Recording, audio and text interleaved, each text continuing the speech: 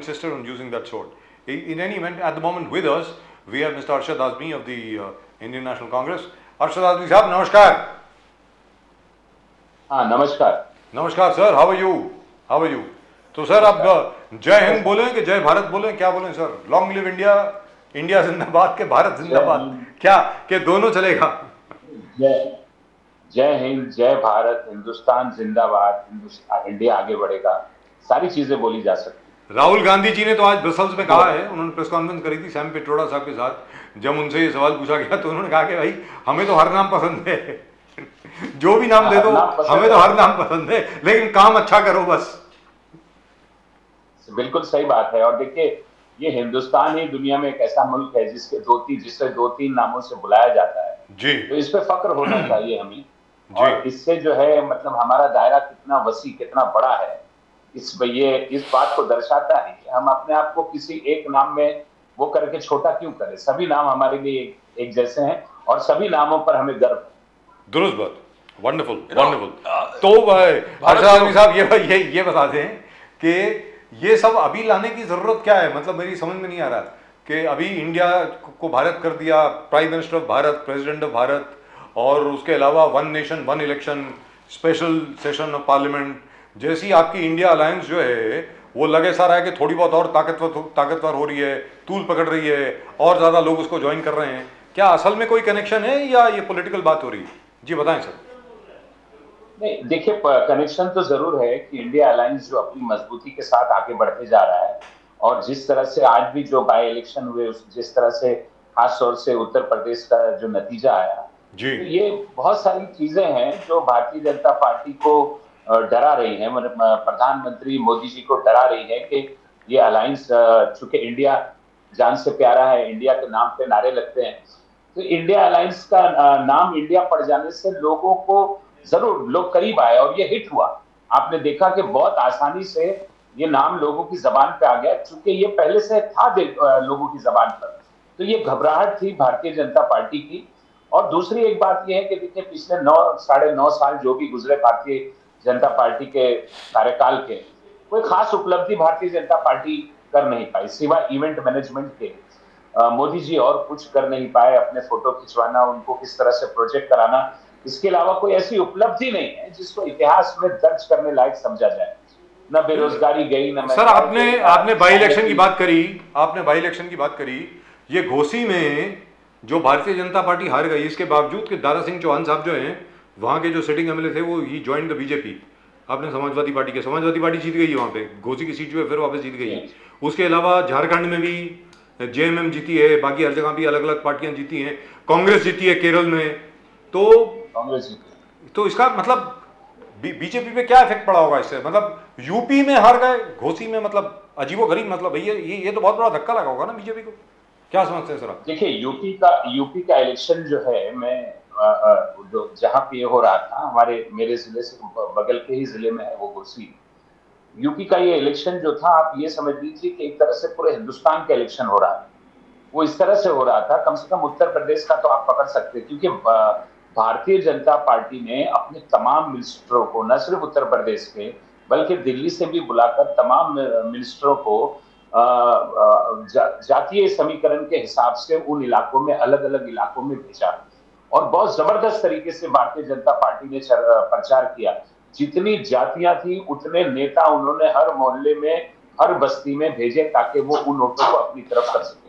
लेकिन उसके बावजूद देखिए क्या हुआ कि तमाम की तमाम जातियों ने, जिस तरह इंडिया एक सामूहिक बहुत सारी जातियों का बना हुआ एक खूबसूरत देश है, उसी तरह घोसी विधानसभा में ये हुआ कि तमाम तर जातियां, उन्होंने उस दीवार को गिराया और तो एक हो गई इंडिया के नाम पर जी. और एक होकर उन्होंने वोट दे दिया. और इतनी पिछले जितने वोट से दारा सिंह चौहान जीते थे, अब की बार उसके डबल वोट से वो हार गए जी. तो इस बार वो हारे हैं कोई 42,759 वोटों से. 42,759 वोटों से हारे हैं. पिछली बार वो 20,000 कुछ 20 के 22,000 वोटों से जीते थे. करेक्ट जीते थे. हाँ, तो वो एक खूबसूरती थी. लोगों ने ये बात को महसूस किया कि सिर्फ जातिवाद और ये सब करके ही भारतीय जनता पार्टी वो लेती है. और दारा सिंह चौहान, उन्होंने कितना बेवकूफ समझा घोसी की जनता को कि वो 1.5 साल पहले वहां चुनाव जीते समाजवादी के नाम पर, और फिर अब वो पार्टी बदल कर आ गए क्योंकि वो सत्ता समाजवादी को मिली नहीं, तो जी उन्हें सत्ता में रहना था, इसलिए उन्होंने पार्टी छोड़ी और भारतीय जनता पार्टी में आ गए। लेकिन जनता ने अपना फैसला सुना दिया और एक बड़ी हार के साथ भारतीय जनता पार्टी और दारा सिंह चौहान को मुंह की खानी पड़ी। दुरुस्त बात। और तो और छोड़िए, टीएमसी भी जीत गई है सर, धूपगुड़ी सीट से तृणमूल कांग्रेस भी जीत गई प्रदीप जी, जो बीजेपी की सीट थी। बिल्कुल बीजेपी की सीट थी, उसको टीएमसी को वापस मिल गई। बीजेपी का कहना है सिर्फ हमने त्रिपुरा जीत गया, त्रिपुरा में 2 असेंबली सीट्स हमने जीते, और एक मध्य प्रदेश में भी और बोले कि ये बहुत जबरदस्त उपलब्धि है जो त्रिपुरा में हमको मिला है। बागेश्वरी भी, बीजेपी का कहना है, बागेश्वरी भी। और बीजेपी मेन कहना है कि देखो आज के तारीख में G20 के बात करो, G20 के माध्यम से भारत विश्व गुरु हो गया है, विश्व गुरु। और मोदी जी का जो स्लोगन है, one earth one family one future, one earth one family one future, वसुधैव कुटुंबकम का एक्सटेंशन है। बोले कि ये पूरे विश्व को आज मानने लगा है, जैसे पूरे विश्व के लोग एक्सेप्ट चाइना और रशिया अपने प्रॉब्लम से, बाकी सब यहाँ पर असेंबल हो गया है। ये देश का बहुत बड़ा जीत है। इस चीज को क्या निकाल सकते हैं हम लोग अरशद आदमी साहब? विश्व गुरु, भारत विश्व गुरु। नहीं, भारत विश्व गुरु की जहां तक बात है, इसका प्रयास तो सभी हिंदुस्तानी आजादी के बाद से ही कर रहे हैं, और देश तरक्की भी करता आ रहा है। कोई पहली बार इस तरह की चीजें सामने नहीं आई है। आज हिंदुस्तान पूरी दुनिया में 75-77 साल आजादी के बाद जिस मजबूती के साथ हिंदुस्तान खड़ा है, तो उसमें 140 करोड़ हिंदुस्तानियों का योगदान है, और पिछली वो तमाम सरकारों का योगदान है जो वक्त ब वक्त इस मुल्क पर हुकूमत करती आ रही है। तो भारत विश्व गुरु बने, न सिर्फ हमारी शुभकामनाएं बल्कि हमारा प्रयास है। हम दिन रात इसके लिए प्रयास करते हैं, और हर हिंदुस्तानी, हर भारतीय, हर इंडियन इसके लिए प्रयास करता है कि ये देश जो है वो दुनिया में सबसे ऊपर ऊपर चला जाए। तो ये कोई बात नहीं है। लेकिन जहां प्रधानमंत्री जी पूरी दुनिया को एक खानदान बता रहे हैं, उनकी मानसिकता समझ में नहीं आती। वो देश के अंदर तो लोगों को बांटते हैं, लेकिन देश के बाहर पूरी दुनिया को एक घर बता रहे हैं। अभी डिनर का उन्होंने जो इंतजाम किया है, उसमें बताइए कांग्रेस के लीडर, जो अपोजिशन लीडर हैं, अधीर रंजन चौधरी जी, और हमारे राष्ट्रीय अध्यक्ष खड़गे साहब, हमारी साबिक चेयरपर्सन जो हमारी सोनिया गांधी जी, इतने बड़े बड़े लीडरों को जिनको विश्व जानता है, उनको उन्होंने उस दावत में नहीं बुलाया। आप पूरी दुनिया को एक खानदान बता रहे हैं, लेकिन अपोजिशन के लोगों को आप हिंदुस्तानी और ये नहीं मानते हैं। तो ये आपकी दोहरी मानसिकता है, और इससे देखिए, इससे जो है अपोजिशन का कोई भी लीडर छोटा नहीं होता है। इससे छोटा होता है आपका कद, आपका दिल, जिसमें इतनी कम जगह है कि आप अपने ही देश के अपोजिशन लीडरों को एक खाने की मेज पर एक साथ बुलाकर बैठाना नहीं चाहते। तो ये डबल स्टैंडर्ड वाली बात है। सिर्फ बातों से मोदी जी अपने आप को जो है वो पूरे उसमें बता रहे हैं। इस तरह पहले कभी हुआ भी नहीं था, और मुझे लगता है 2024 में जब भारतीय जनता पार्टी की सरकार बदल जाएगी तो ऐसा आगे भी कभी नहीं होगा। राहुल, लेकिन पहले तो हुआ करता था। एक मिनट प्रदीप जी, पहले तो मुझे अभी तक याद है, I have covered it my self, जो नैम समिट यहाँ पर हुआ था, वहां पे अटल बिहारी वाजपेयी जी को बाइज्जत इन्वाइट किया था इंदिरा जी द्वारा। अभी तक याद है मुझे, he was on the table. I have covered it myself. I was there. Then again at the Commonwealth Heads of Government meeting, everybody was there. भले वो अटल बिहारी वाजपेयी जी हों, भले वो चौधरी चरण सिंह हों, और तो और छोड़िए चंद्रशेखर जी को भी इनवाइट किया गया, वो सब ऑपोजिशन के लीडर थे। तो ये नया ट्रेडिशन क्या है? इससे मतलब मुझे जरा समझ में नहीं आया। ये तो देखिए, मतलब देखिए मैं एक अपने दर्शकों को बता दूं कि लिखित में प्रोटोकॉल नहीं है, लेकिन फिर भी ट्रेडिशनली होगा। जी बताएं सर। देखिए, इससे मैं वही बोल रहा हूं कि ये पहले कभी नहीं हुआ। आप अपने आप को दुनिया के उस पर जो है इतना बड़ा और इतने बड़े दिल वाला बताते हैं, और आपके दिल में अपोजिशन लीडरों के लिए जगह नहीं। अटल बिहारी वाजपेयी जी जो है वो कांग्रेस की सरकारों में विदेश में देश का पक्ष रखने के लिए 2 बार गए जी। अटल बिहारी वाजपेयी जी की सरकार में सोनिया गांधी जी गई।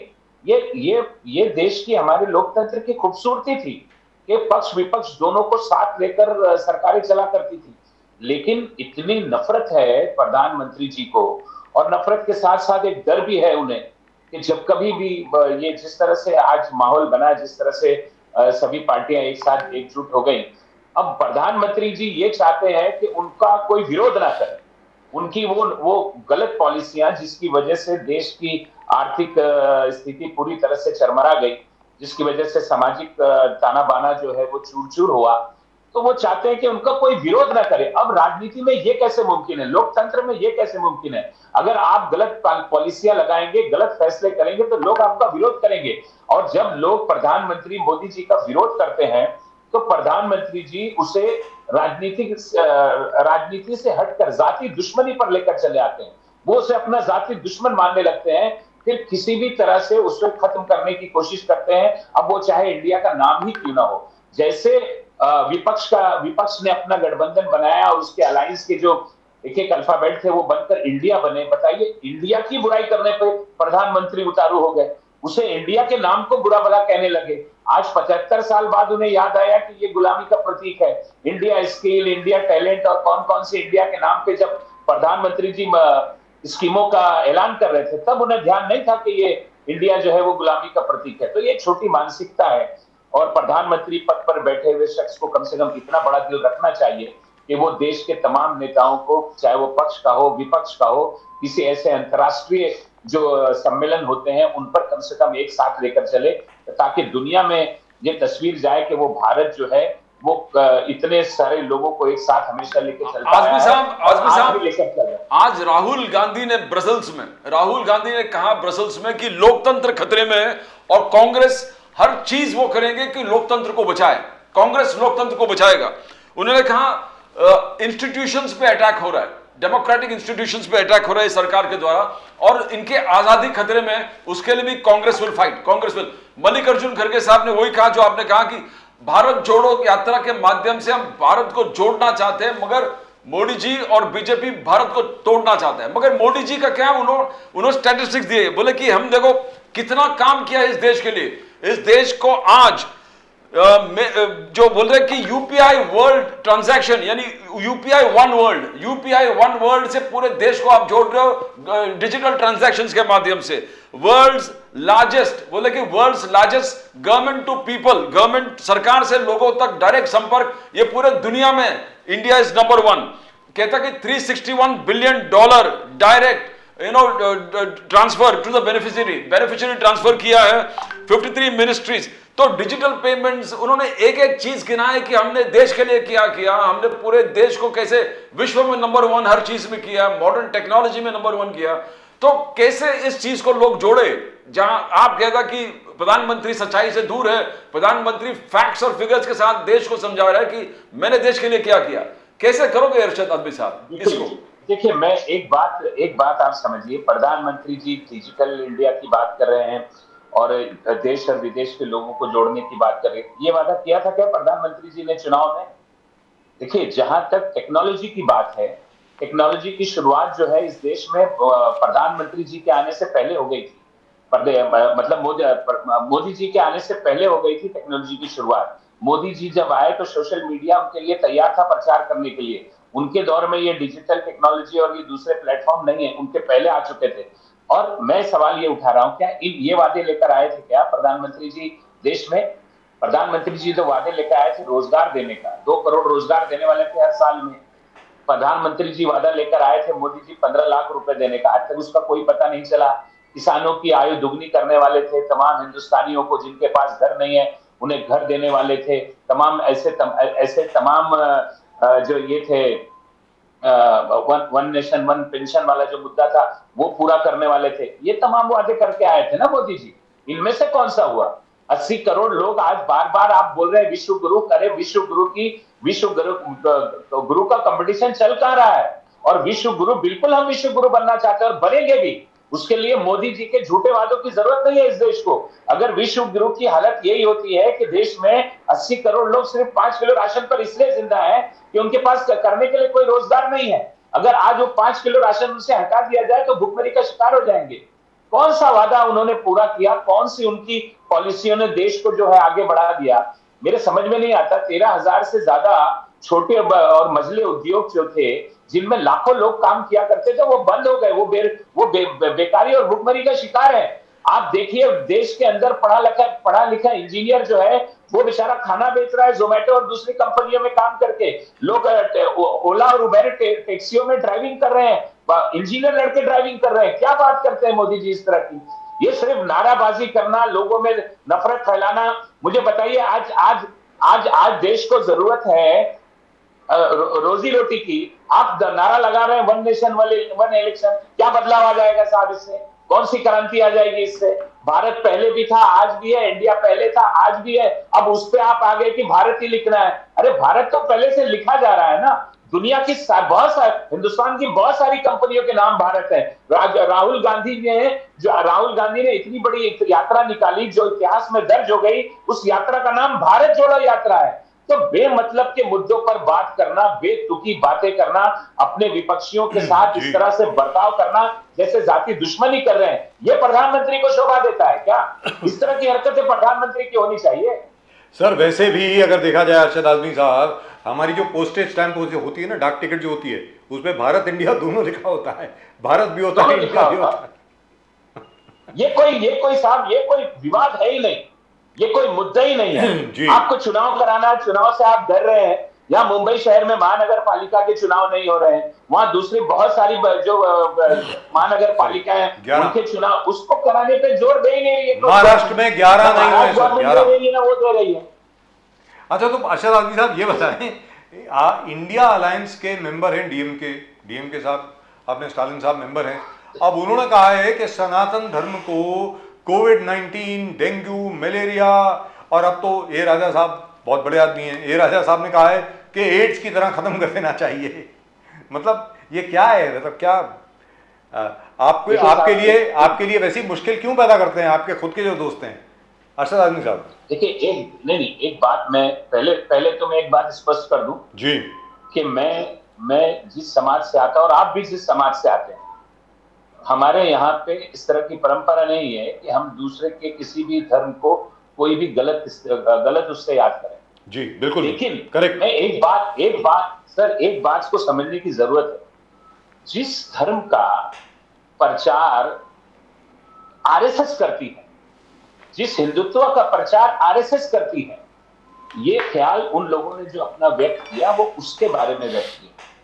मुझे एक बात बताइए, आरएसएस का जो हिंदुत्व है और भगवान राम का जो हिंदुत्व है वो एक जैसा है क्या? भगवान राम ने एक दलित महिला के झूठे बेर खा लिए थे।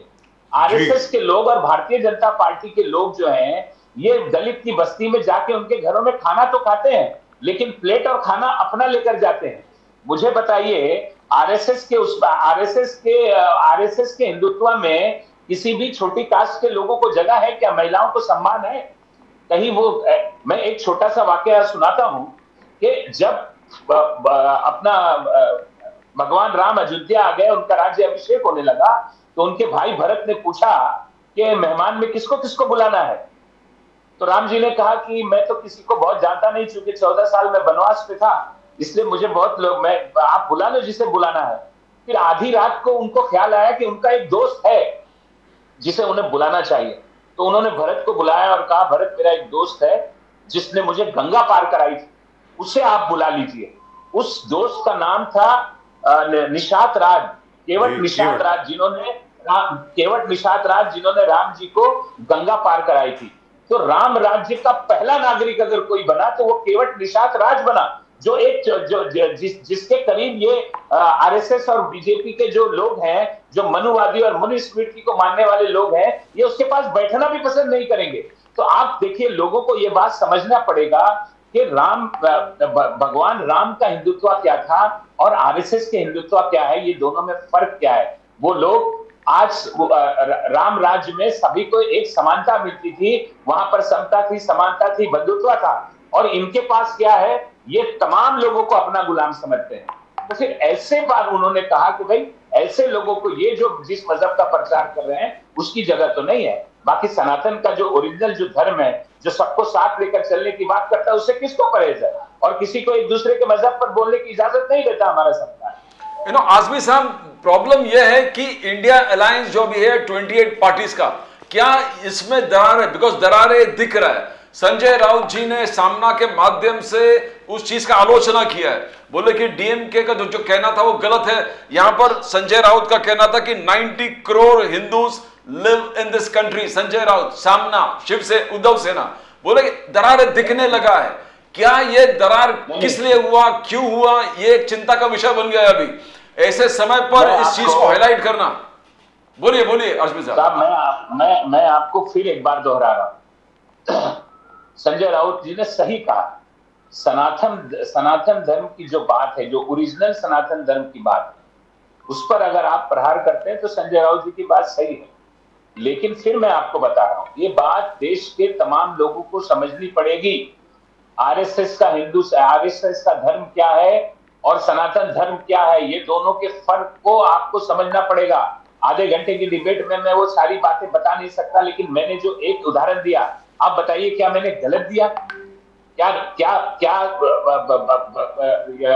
राम राज्य में भगवान राम के करीब छुआछात जात पात का कोई मसला था? आज आरएसएस जो है वो महिलाओं को कितनी घृणा से देखती है। तो वो आप समझिए कि कोई दरार नहीं है, लेकिन इस बात को फर्क करके करना पड़ेगा कि जो आरएसएस का हिंदुत्व है, जो आरएसएस इस हिंदुत्व को फैलाती है और जो लोगों के बीच नफरत और बांटने का काम करती है, उन्होंने यही कहा कि अगर वो धर्म जो बांट दे लोगों को फिर उसका क्या फायदा। तो क्या सनातन धर्म बांटता है? नहीं बांटता है, लेकिन आरएसएस वाले बांटते हैं। उन्होंने आरएसएस के ऊपर खुलकर ये बात कही। मैं ये अपनी जाती राय से बात बता रहा हूं और ये बात देश के लोगों को समझनी पड़ेगी कि वो हिंदुत्व अलग था जो राम का था, ये हिंदुत्व अलग है जो आरएसएस का है। ये दोनों में फर्क है। ये फर्क देश समझ जाएगा उस दिन भारतीय जनता पार्टी के जो नेता है वो सही में झोला लेके अपने घर चले जाएंगे। लेकिन अरशद आज़मी साहब, सबसे बड़ी बात यहाँ पर ये पहली मर्तबा नहीं है कि तमिलनाडु के किसी लीडर ने ऐसा कहा हो। ये शुरुआत हुई रामस्वामी पेरियार साहब से, तब से आज तक ऐसे चली रहा है, ऐसी कोई बात नहीं है। और उसके पहले भी ऐसी बात नहीं है कि तमिलनाडु में जो लिटरेचर है, जो श्री राम का भी वर्णन है तमिलनाडु में, तमिल रामायण में, वो अलग है। वो जैसा आप बता रहे हैं बिल्कुल वैसा ही है, ऐसी बात नहीं है। तो वो एंटी कास्ट हमेशा रहा है। लेकिन आज की तारीख में अभी उदयनिधि स्टालिन साहब को क्या जरूरत पड़ गई है बोलने की? मेरा तो ये आपसे पूछना है, क्योंकि आपने हथियार दे दिया बीजेपी को। एक आप भले एक्सप्लेनेशन दें, आप स्पष्टीकरण दें, बीजेपी को तो हथियार मिल गया ना। बीजेपी को हथियार बिल्कुल मिल गया, बिल्कुल बीजेपी को हथियार मिल गया। इसलिए बीजेपी को हथियार मिल गया कि बीजेपी जो है वो तमाम मुद्दों पर असफल है जी। तमाम को कोई ऐसा वादा जो उन्होंने किया था उसे वो आज तक पूरा नहीं कर पाए। तो ये बहुत अच्छा है, बहुत अच्छा मुद्दा उनके हाथ लग गया कि भाई फिर वो धर्म की राजनीति शुरू कर देंगे। कर दी, बार इसी के नाम पर कर दिया है, मैं समझ रहा हूँ कर दिया है। और तमाम के तमाम जो उनके चैनल्स हैं जिनको वो हैंडल करते हैं, उन्होंने उसके ऊपर दबा के प्रोपेगेंडा किया, जोरों शोर से वो प्रोपेगेंडा कर रहे हैं। लेकिन साहब फिर मैं ये बात आखिर में बोलता हूं कि क्या बस यही एक समाधान है इस देश के लिए? चलिए एक आदमी ने कह दिया तो अब उसके ऊपर क्या तमाम के तमाम लोग उसी की दौड़ते चले जाएंगे? देश ऐसे आगे नहीं बढ़ेगा। देश में इस तरह के जो लोगों को देखिए, जो भी आदमी किसी भी मजहब पर जब कभी भी किसी के बारे में कुछ बोलता है तो समझ लीजिए कि उसका इस देश को कोई फायदा नहीं होता, नुकसान ही होता है। क्योंकि ये जो देश का संविधान बना, जो देश आजाद हुआ, देश को जिन मुद्दों के ऊपर संविधान बनाकर आगे ले जाने। I think the net has frozen perhaps. I think we've been having a problem with the net now for some time. Yes. Yeah, I think we get जी अरशद आज़मी साहब कुछ बोल रहे थे, आप बोलिए। Right. But I get what Mr. Azmi was saying. What Mr. Azmi was saying wasn't really, so far off the mark. Can we, by the way, Pradeep ji, do you mind if we listen a little bit to what Mr. Rahul Gandhi had to say? Yes. Can we have that on, please? I really would like to listen to what Mr. Rahul Gandhi had to say in Brussels. Can we have that on, please? This is obviously been conversation now about the name of the subcontinent, and your yatra was called Bharat Jodo, and we're now having a name change. Yes, is that happening? Whether you I don't know. You have to ask the Prime Minister. I am perfectly happy with the names that we have in our constitution. India, that is Bharat, works perfectly well for me. But I think these, in a sense, to me, are panic reactions. There's a little bit of fear in the government. These are distraction tactics. We of course came out with the name India for our coalition, and it's a fantastic idea because it represents exactly who we are. We consider ourselves to be the voice of India, but it's obviously disturbed the Prime Minister enough that he wants to change the name of the country. It's also interesting that every time we raise the issue of Mr. Adani and crony capitalism, the Prime Minister comes out with some dramatic new diversion tactic. There is a full-scale assault on the democratic institutions of our country. Our country in the Constitution is described as a union of states, and we believe that the most critical aspect of our union is the conversation between members of our union. And there is an alternative vision, which is the BJP vision, which believes that power should be centralized, wealth should be concentrated, and the conversation between members of the union, between people of India, should be suppressed. I like to term it the fight between Mahatma Gandhi's vision and Nathuram Godse's vision. I think the G20 is an important conversation, and it's a good thing that India is hosting it. There are issues in India that we raise, and the fight for democracy in India is ours, and it's our responsibility, and we will take care of it, and we will make sure that the sort of onslaught on our institutions and our freedom is stopped. This is obviously been. That was Mr. Rahul Gandhi in Brussels saying very, very clearly that the PM is trying to divert attention. We tried to get our production team to put that out as a breaking news, but they decided they wanted to listen to Rahul Gandhi instead. And he says that each time he talks about Adani, Mr. Modi comes out with something really fantastic in terms of diversionary tactics. Sir, important चीज उन्होंने कहा कि this is probably going to be election agenda. Yes. कि he believes in Mahatma Gandhi's India. Yes. And not Nathuram Godse's India. Nathuram Godse के India में विश्वास नहीं करते, महात्मा गांधी के दे इंडिया को में विश्वास करते। राहुल गांधी जी का कहना है। I think we got Mr. Azmi back. Azmi साहब, बोलिए सर। जी आजमी साहब, अभी हम दिखा रहे थे राहुल गांधी साहब की जो प्रेस कॉन्फ्रेंस है ब्रसल्स में, वो चल रही है अभी। तो उन्होंने कहा कि भाई हम लोग जो हैं हम गांधी जी के इंडिया में विश्वास करते हैं, नथुराम गोडसे के इंडिया में विश्वास नहीं करते। ऐसा राहुल गांधी जी ने कहा। बिल्कुल सही। जी बताएं। बिल्कुल सही। देखिए साहब, बिल्कुल ये गांधी का ही देश है, क्योंकि ऐसा तो नहीं था, बहुत सारे लोगों ने आजादी की लड़ाई का नेतृत्व किया, उसमें गांधी जी भी थे, और जब हिंदुस्तान के तमाम लोगों ने इसमें हिस्सा लिया, वो तमाम के तमाम, वो किसी भी जाति धर्म के रहे। मैं समझता हूं कि अलग अलग जाति और अलग अलग धर्मों का नाम लेने की जरूरत नहीं, उसमें सिर्फ आरएसएस को निकाल दिया जाए तो इस देश में रहने वाले हर हिंदुस्तानी ने, हर भारतीय ने, हर इंडियन ने इस मुल्क की आजादी के लिए खून बहाया, इस मुल्क की आजादी के लिए कुर्बानियां दी, और वो तमाम के तमाम लोग जो थे वो गांधी जी के आखिरी जो दौर था हिंदुस्तान की आजादी का, अगर आप पकड़ेंगे तो उसमें वो तमाम के तमाम लोगों को इकट्ठा करने वाले शख्स का नाम महात्मा गांधी था, जिन्होंने इस देश के लोगों को इकट्ठा कर अंग्रेजों के खिलाफ लड़ाई लड़ी। और यही यही आरएसएस के लोग थे जो आजादी की लड़ाई लड़ने वालों के खिलाफ मुखबरी किया करते थे, उनके ठिकानों का पता दिया करते थे, और भी बहुत सारी चीजें हैं जो सारी की सारी पब्लिक डोमेन में, उसमें बहुत बोलने की जरूरत नहीं। तो हम गांधी की विचारधारा पे हैं, जहां हिंसा के लिए कोई जगह नहीं है, जहां नफरत के लिए कोई जगह नहीं है, जहां भाईचारा है, एकता है, जहां एक दूसरे के साथ मिलकर देश को आगे बढ़ाने की जुस्तजू है, साफ नीयत है, लोगों के साथ मिलकर इस देश के विकास को आगे ले जाने की, तरक्की करने की, सिर्फ यही कोशिश है। वो गांधी का देश है और हम उसके साथ खड़े हैं। आजमी साहब, सोनिया गांधी जी आज के तारीख में, सोनिया गांधी जी लेटर लिखा है प्रधानमंत्री नरेंद्र मोदी को, बोले आप स्पेशल सेशन, पार्लियामेंट सेशन का एजेंडा बताइए क्या है, आप बिना एजेंडा बताइए इस चीज को हाईलाइट। सोनिया गांधी जी ने पूरे लेटर में कहा कि price rise, unemployment, falling incomes, farmers double, MSME shutting down, clean chit to China, Modani scam, Manipur constitutional breakdown. Sonia Gandhi ji का कहना है कि ये सब मुद्दे पर चर्चा होना चाहिए, आप एजेंडा क्यों नहीं सेट कर रहे हो, ऑपोजिशन को विश्वास में लेके आप एजेंडा क्यों तय नहीं कर रहे हो। तो सोनिया गांधी जी मैदान में उतरी है। सोनिया गांधी जी लेटर लिखना एक बहुत बड़ा महत्व है इस चीज का, स्पेशली जब स्पेशल पार्लियामेंट सेशन बुलाया गया है। क्या एक जबरदस्त पार्लियामेंट सेशन की तरफ हम लोग देख रहे हैं आजमी साहब? एक कि कांग्रेस को मालूम नहीं क्या होने वाला है, बीजेपी को सब कुछ मालूम है क्या एजेंडा है। देखिए, सोनिया गांधी जी ने जो चिट्ठी लिखी वो जिन 9 खास तौर से जिन 9 मुद्दों का उन्होंने जिक्र किया, वो देश के लिए बहुत अहम मुद्दे हैं।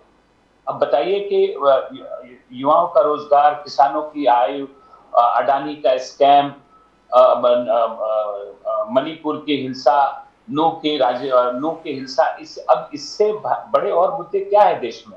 अगर कोई खास तौर से कोई सत्र बुलाया जा रहा है और आप उसका एजेंडा भी सेट नहीं कर रहे हैं, उसके एजेंडे के बारे में लोगों को बता नहीं रहे, तो एक उसकी जिम्मेदारी उठाते हुए सोनिया गांधी जी ने ये कहा कि अगर भाई आपके पास कोई एजेंडा नहीं, क्योंकि ये तो इवेंट मैनेजमेंट वाले लोग हैं, ये तो बाहर से चीजों को सजा देते हैं, अंदर कुछ नहीं होता है, तो फिर 5 दिन का सत्र देश का बर्बाद हो जाए। अगर चलिए ये अच्छा मौका आया है कि सरकार ने खास सत्र बुलाया है और उनके पास कोई एजेंडा नहीं है, तो कांग्रेस एजेंडा दे रही है, इस पर दोबारा चर्चा कर लिया जाए, क्योंकि यही सारी चीजें हैं ना जो देश की समस्याओं में आज बड़ी बड़ी समस्या बन के पड़ी हुई है। महंगाई से बड़ी समस्या देश के लिए और क्या हो सकती है, उसके ऊपर कोई चर्चा मोदी जी कभी करते नहीं, प्रेस कॉन्फ्रेंस कभी करते नहीं है। आज बेरोजगारी से बड़ी समस्या क्या हो सकती है? इतना सारा पैसा अडानी के नाम से, अभी फिर एक ये बात आई कि $430 मिलियन जो थे वो हिंदुस्तान से बाहर गए और फिर आकर वो जो हिंदुस्तान की बड़ी बड़ी उसमें पब्लिक सेक्टर कंपनियों में उसका